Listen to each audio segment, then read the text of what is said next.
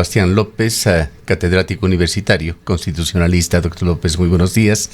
Siempre hay situaciones inciertas en el país, como la que se está dando en la ciudad de Cuenca con esta transición temporal en la alcaldía de Cuenca. Cristian Zamora eventualmente dejará, probablemente en muy pocos días ya, la alcaldía para ser subrogado y retornar eventualmente también dentro de 6 meses y cuando se hayan dado ya elecciones en el país. Quisiéramos conocer su punto de vista sobre lo que ha sucedido aquí, cuando tenemos también un evento paralelo importante, una reorganización que se le ha hecho no por acción del organismo que debería actuar, el Consejo de Participación Ciudadana y Control Social, sino procedido el propio organismo electoral, con una reorganización interna, participando en ella en su mayoría viejos integrantes de este organismo. Iniciemos por la situación local. ¿Cómo ha visto usted cómo debería interpretarse constitucionalmente esta subrogación que se va a dar en Cuenca de la vicealcaldesa Marisol Peñalosa, reemplazando a Cristian Zamora por 6 meses? Buenos días, querido Gustavo, querida Rosana, y buenos días a todos quienes nos escuchan esta mañana. Lo primero que habría que decir, Gustavo, es que por primera vez, entiendo, en la ciudad de Cuenca, tenemos un acto de esta naturaleza en donde un alcalde ha sido sancionado por el órgano electoral. Me parece ser que es un dato, digamos, preocupante para la ciudad. Esto no se ha visto en los cargos de representación y elección popular a nivel de las máximas autoridades, como es el alcalde de la ciudad de Cuenca. Ese es un dato importante a tener presente. Lo segundo, esto también obedece, Gustavo, al perverso diseño institucional en la parte orgánica de la Constitución. Esto algunas veces lo hemos comentado y hemos dicho que aun cuando la Constitución tiene muchas ventajas, digamos, y se encuentra adecuadamente desarrollada en la parte de los derechos, en la parte orgánica institucional tiene algunos defectos. Y esto tiene que ver también con tener una función de carácter electoral como función del Estado y con tener también ahí un órgano jurisdiccional de carácter electoral. Para quienes nos siguen y nos entiendan claramente, tenemos jueces de carácter electoral, que es el Tribunal Contencioso Electoral, que es el órgano que ha emitido esta sentencia que confirma la sanción de suspensión del ejercicio de la función en la máxima autoridad del alcalde de la ciudad de Cuenca por un periodo de 6 meses. Por otro lado, creo que, Gustavo, hemos visto las declaraciones que el alcalde Zamora lo que ha sostenido es que pedirá un recurso de aclaración y ampliación a la sentencia del Tribunal Contencioso Electoral. Esto jurídicamente hay que entenderlo. Un recurso de aclaración o ampliación no tiene por objeto modificar el sentido original del fallo, es decir, el contenido mismo de la decisión. En la doctrina procesal se lo conoce como un recurso de carácter horizontal porque no altera el sentido del fallo y porque no existe otro recurso más de revisión. La decisión del Tribunal Contencioso Electoral es definitiva e inapelable, así lo establece la Constitución de la República. Eventualmente, Gustavo, hubiese sido posible una acción extraordinaria de protección ante la Corte Constitucional. Para que se me entienda bien, cuando hay una autoridad judicial que viola un derecho fundamental en el marco de la expedición de sus decisiones, esto también eventualmente puede ser controlado por la Corte Constitucional a través de la garantía que he indicado. Pero yo he dicho eventualmente, y digo eventualmente porque esto no aplica en el caso concreto como regla general, porque la propia Corte Constitucional en su jurisprudencia ha indicado que cuando existe un periodo electoral en curso, esa decisión es definitiva, inapelable y no cabe revisión alguna. Con lo cual, la decisión del Tribunal Contencioso Electoral tendrá como consecuencia que el alcalde deje de ejercer las funciones por el periodo de 6 meses, pague la multa y además tenga otra consecuencia adicional establecida en el texto de la reparación integral del tribunal. Doctor López, muy buenos días. Esta nueva acción que emprenderá el alcalde de Cuenca, esta aclaración y ampliación de la sentencia, no tendría ya incidencia alguna en el dictamen, en la sentencia mismo, es decir, la sentencia deberá ejecutarse. ¿Cuál sería el objeto de pedir esta ampliación y esta aclaración? ¿Simplemente alargar la ejecución misma de la sentencia? Rosana, esta pregunta es fundamental. El recurso de aclaración y ampliación, el efecto que tiene es que la sentencia no esté en firme. Al existir un recurso pendiente, es decir, que se aclare o que se amplíe algo del fallo que considera la defensa jurídica del alcalde, proponerla ante el Tribunal Contencioso Electoral, la decisión no alcanza, digamos, su firmeza, no se ha ejecutoriado, solemos decir los abogados. De manera que una vez que el Tribunal Contencioso Electoral resuelva el recurso o la petición de aclaración y ampliación, una cosa ciertamente es la aclaración de la decisión y otra cosa es la ampliación cuando algo no se ha resuelto. Una vez que se encuentre, el tribunal resuelva este recurso, se ejecutará y ahí empezará a correr la sanción, digámoslo así.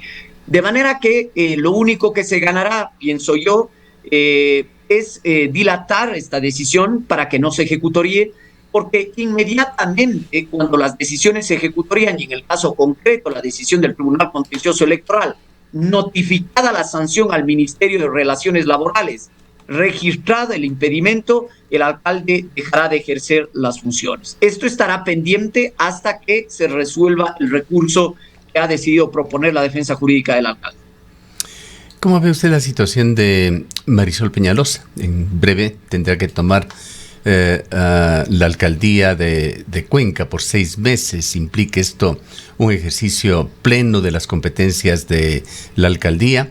Hay toda una organización administrativa en el municipio que responde a la visión, a los intereses de Cristian Zamora, quien quedará marginado. Señaló, sin embargo, en su rueda de prensa, Cristian Zamora, el día de ayer, al hablar de quién le relevará en el cargo, que han venido trabajando en forma conjunta. Bueno, aquí hay que decirlo claramente también.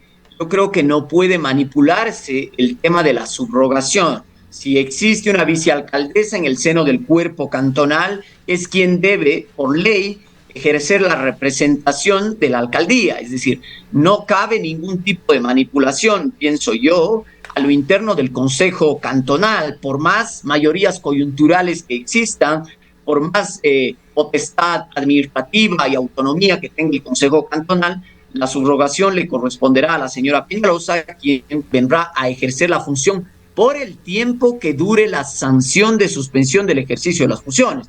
Una vez culminado, digamos, este periodo de suspensión y una vez que se cumpla por parte del alcalde Zamora, deberá regresar al ejercicio de la función. ¿Alguna otra noticia, Gustavo? Esto es importante también, que hay que tenerlo en el estudio. Me parece ser que el alcalde Zamora ha sostenido que eventualmente exploraría la posibilidad de una impugnación ante el sistema internacional de justicia, es decir, Comisión Interamericana, Corte Interamericana.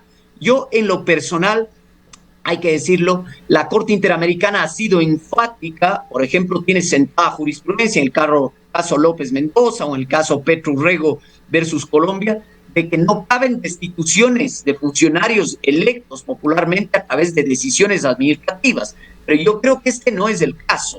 Yo creo que no está expedita la vía para el Sistema Interamericano de Protección de Derechos Humanos porque la sanción proviene de un órgano judicial de carácter electoral como es el Tribunal Contencioso Electoral. En lo que corresponde al cuerpo cantonal, yo creo que la sucesión deberá operar y claro, la señora Peñalosa asumirá la primera función, la representación del cuerpo cantonal en calidad de alcaldesa encargada y naturalmente tendrá a su disposición todo el marco de atribuciones y facultades que le confiere la ley.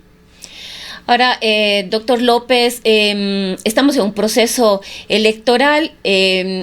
ha circulado, sobre todo en las redes sociales, la posibilidad de que Marisol Peñalosa sea candidata a un cargo que no sería el mismo de la concejalía. Ella debería renunciar. En el supuesto caso de que Marisol Peñalosa renuncie para postularse a una candidatura, ¿qué procedería?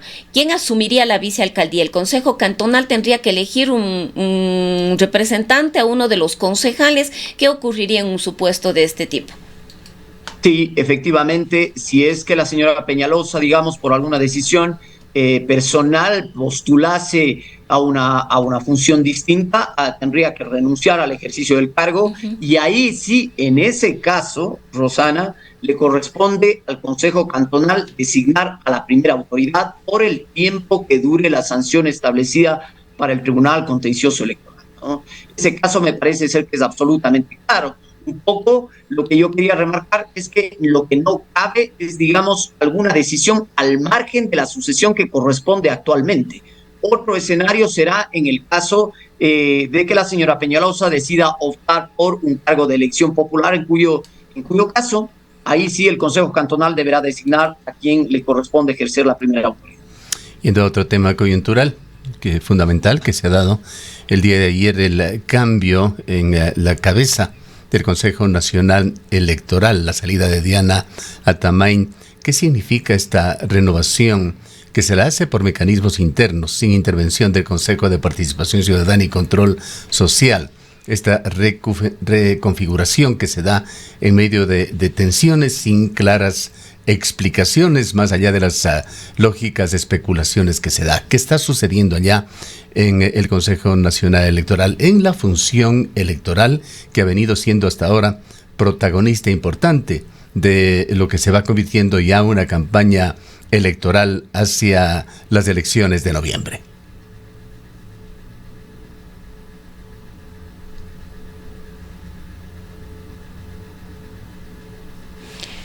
Se cortó un poco, Gustavo, sí. Espero que la comunicación esté bien.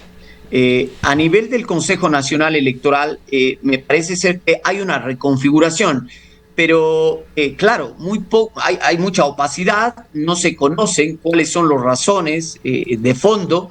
Uno podría especular y claramente podría decir esto obedece a la pugna interna respecto del manejo institucional del Consejo Nacional Electoral y cómo la señora Atamain ha venido operando, digamos, como máximo representante del cuerpo electoral.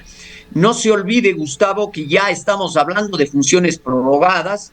Esto vuelve también a tener una señalada tensión con el diseño también institucional. ¿Quién designa a los miembros del Consejo Nacional Electoral según nuestro sistema institucional? Es el Consejo de Participación Ciudadana y Control Social. Nuevamente este órgano ahí que aparece como el caballo de Troya de la democracia ecuatoriana, y de por medio también una consulta popular y las elecciones seccionales. Una consulta popular aprobada por la Corte Constitucional que apunta a eliminar atribuciones del Consejo de Participación Ciudadana y devolverlas a la Asamblea Nacional, y eventualmente una reconfiguración del Consejo Nacional Electoral, que en mucho tiene que ver con una pugna interna, pero también con los desaciertos y cómo con este manejo, digamos, perverso que ha tenido la señora Atamain a nivel del Consejo Nacional Electoral. Esperaríamos que al menos esta nueva configuración interna le dote de una renovada actuación institucional al Consejo Nacional Electoral. Me parece que por ahí apunta. Hemos conocido también algunas autoridades administrativas a nivel del Consejo Nacional Electoral han presentado sus renuncias, digamos, funcionarios en el orden administrativo dentro del órgano electoral, y esto apunta, esperaría yo, a que las actuaciones del Consejo Nacional Electoral sean transparentes, es decir, a renovar de alguna manera el rostro institucional que debe recuperar el Consejo Nacional Electoral. Varios consejeros han hecho denuncias puntuales del manejo, del desorden, cómo se ha llevado en el Consejo Nacional Electoral. Yo creo que ya viene siendo hora que el Consejo Nacional Electoral nos dé una buena muestra del manejo claro, del manejo transparente, que corresponden a las atribuciones de este órgano importantísimo para la democracia ecuatoriana. Ya conoceremos también cuáles son las razones de fondo, aun cuando ya lo podemos avisorar, ¿no? Obedece a este manejo desordenado, coyuntural que ha tenido la señora Tamaín y que esperaríamos a través de la designación del nuevo consejero recuperar esta institucionalidad, esta imagen que le debe caracterizar de independencia y de transparencia al Consejo Nacional Electoral. ¿Es lo que ha sucedido en el Consejo Nacional Electoral, en su criterio, un ejercicio legítimo de autonomía? Perdón, Gustavo, la pregunta se cortó un poco. Si es que considera usted que lo que se ha dado el día de ayer, esta transición en la forma en que se ha dado, es un ejercicio legítimo de autonomía del CNE. Bueno, yo diría que al menos hay una expectativa de recuperar una autonomía en el Consejo Nacional Electoral. Y digo esto porque si nosotros registramos cuáles han sido las actuaciones de la señora Tamaín, podemos ver que hay mucha opacidad, digamos, cómo es que los manejos y las decisiones del Consejo Nacional Electoral obedecían casi a decisiones del ejercicio del poder político de turno. Yo pensaría y esperaría que esta renovación interna obedezca a un proceso de dotar de un nuevo rostro de autonomía e institucionalidad. Esperemos que así sea. Ya veremos cuáles son las actuaciones que se van presentando en el día a día a nivel del Consejo Nacional Electoral y cuáles son las razones sustanciales. Fíjese usted que la propia doctora Tamaín ha votado por la designación del nuevo consejero y yo sin duda aspiraría a que esta reconfiguración interna nos permita recuperar ese espacio de institucionalidad. Todo esto depende del cúmulo de actuaciones que se vengan dando en el futuro que corresponden al Consejo Nacional Electoral. Esperaríamos que eso se recobre, que se rescate la institucionalidad, la autonomía y la independencia de ese órgano trascendental. Ahora, en cuanto a el nuevo rostro de José Cabrera, en realidad no es tan nuevo. Él ya desde el año 2005-2006 vino ocupando cargos como asesor electoral en el antiguo Tribunal Supremo Electoral y es parte del equipo, llamémoslo así, que vino funcionando por 7 años aproximadamente con Diana Tamaín. Entonces es un reordenamiento interno más bien de ese equipo lo que se ha observado. Es un reordenamiento, Gustavo, pero que sin embargo yo creo que esto permite de alguna manera oxigenar las decisiones de cómo se venían tomando. Varias denuncias a nivel de los consejeros mismos tenían que ver con el manejo administrativo, el manejo de las sesiones que venía teniendo y las decisiones que se venían adoptando por parte de la señora Tamaín. Yo esperaría que esta reorganización interna, lo propio sería la nueva reconfiguración, es decir, que nuevamente se reintegre el órgano, pero esperaríamos que esta reconfiguración interna le permita al órgano electoral mantener esa autonomía y la transparencia que le debe caracterizar. Yo creo que eso es algo que veníamos echando de menos respecto a la presidencia de la señora Tamaín. Es decir, muy poca claridad respecto a estas actuaciones y cuestionables muchas decisiones. Recuerde usted las últimas del adelanto de las elecciones y todo lo que de por medio se cifró en estos debates. Esperaría que al menos la reconfiguración interna le permita dotar de transparencia e institucionalidad a las actuaciones del Consejo Nacional. Eso esperamos los ecuatorianos. ¿Qué decir, doctor López, sobre esa inacción del Consejo de Participación Ciudadana y Control Social desde una mirada constitucional?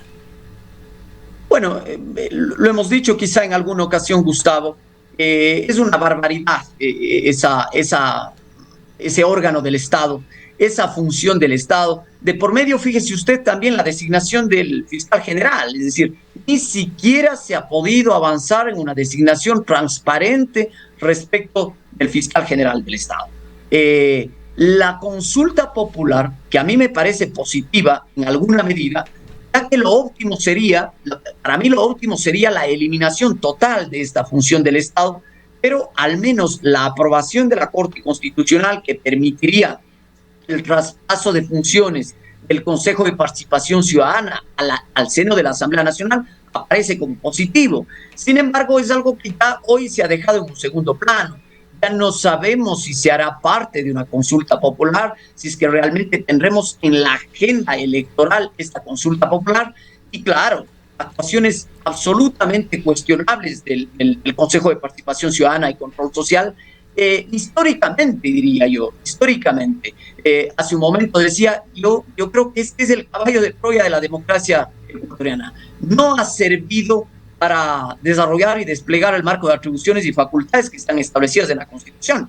Y aquellas que lo ha hecho, lo ha hecho de una manera absolutamente cuestionable. No hemos podido avanzar ni siquiera en la designación de fiscal general. Y a tono con lo que veníamos diciendo, Gustavo, recuerde usted que quien designa a los miembros del Consejo Nacional Electoral es el Consejo de Participación Ciudadana y Control Social. Es decir, el Consejo de Participación Ciudadana es quien tiene que designar a los miembros del Consejo Nacional Electoral.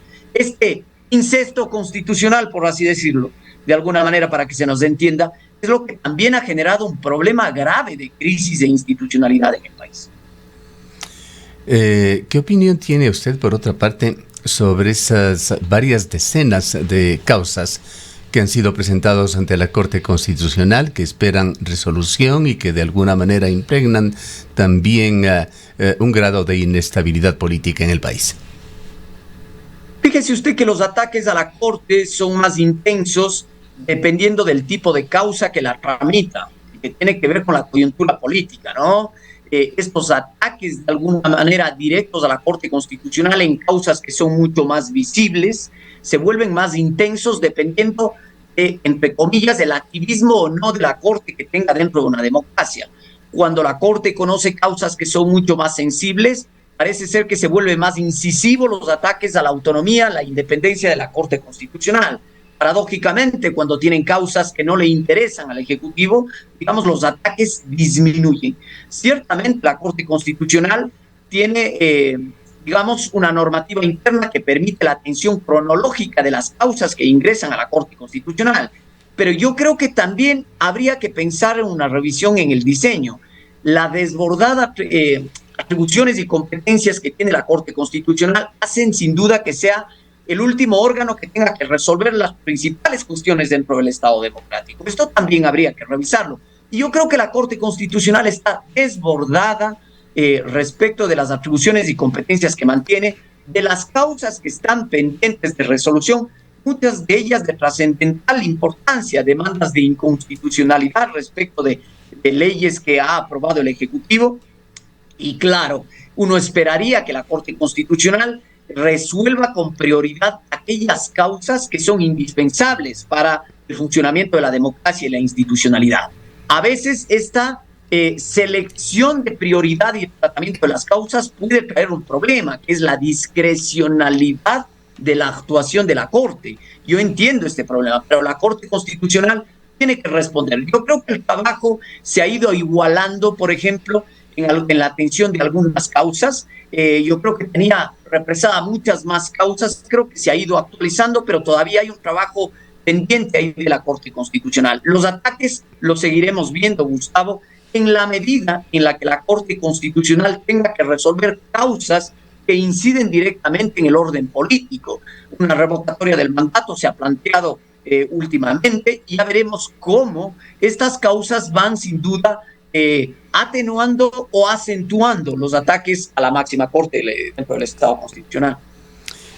¿Considera usted que hay garantías para que la Corte mantenga independencia en medio de este contexto político altamente polarizado y presiones políticas que existen en el país, así como el desgaste de sus instituciones?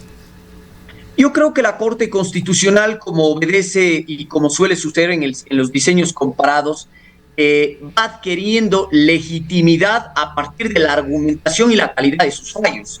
En la medida en la que la Corte Constitucional, digamos que amplíe la calidad de la motivación de sus fallos y de sus decisiones, en la calidad argumentativa de sus decisiones y en las razones públicas que son puestas a discusión en sus fallos, la Corte va robusteciéndose de legitimidad. Esto no quiere decir que, como suele suceder en los diferentes sistemas, las cortes constitucionales o los máximos órganos de control de justicia sean motivo de ataque. ¿Y por qué digo esto, Gustavo? Porque aun cuando suene un poco fuerte lo que voy a decir, las cortes constitucionales o los tribunales constitucionales como órganos de cierre, como los máximos órganos de justicia dentro de los órdenes democráticos, resuelven cuestiones políticas. Esto no debería causarnos, digamos, un problema.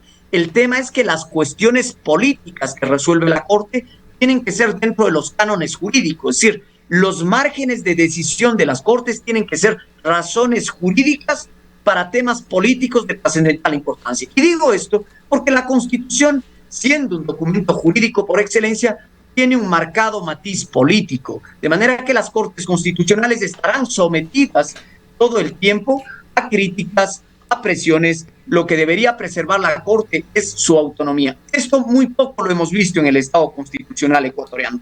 El poder público debería aprender a respetar las decisiones de la Corte y no que cuando me gusta una sentencia la apruebo, cuando no me gusta denosto la actitud de la Corte. Yo creo que hay que respetar la institucionalidad, hay que respetar las decisiones de la Corte, pero también hay que exigirle a la Corte Constitucional celeridad en el tratamiento de sus fallos y, naturalmente, calidad en sus decisiones para resolver los problemas más acuciantes que a veces el poder público no los puede, pero debería resolverlo a través de la gestión y la política pública ordinaria. Con lo cual se ha desplazado, Gustavo, esto es importante, se ha desplazado algunas veces conscientemente y otras veces no, las decisiones políticas más importantes para dejar en manos de los tribunales. Y esto exacerba la discusión respecto de las actuaciones de las máximas cortes de un país.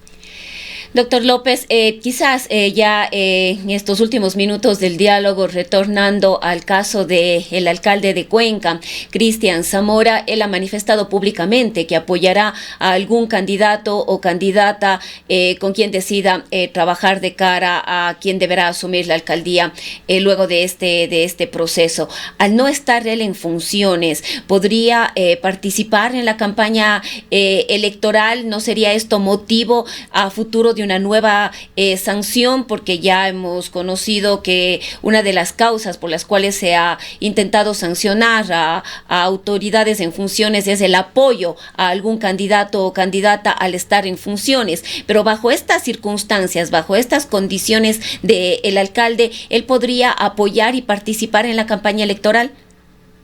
Rosana, esta es otra buena pregunta.